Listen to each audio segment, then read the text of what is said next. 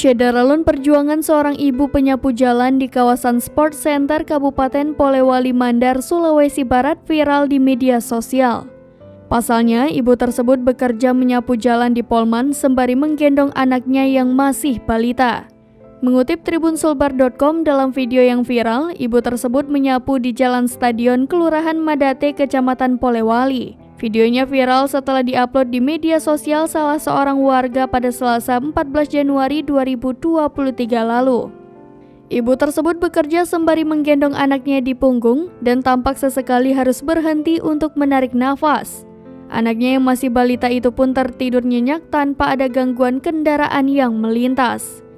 Ibu itu bernama Ida Padangsari, warga Jalan Bayangkara 3, Kelurahan Madate, Kecamatan Polewali. Setiap harinya ia datang ke kawasan Sport Center menjalankan tugas sebagai penyapu jalan. Ida Padangsari, si ibu yang dimaksud, kepada tribunsulbar.com pada Rabu 25 Januari 2023 mengaku, ia bekerja menyapu jalan 2 kali dalam satu hari, siang dan sore, sembari menggendong anak lantaran tidak ada yang bisa jaga di rumah.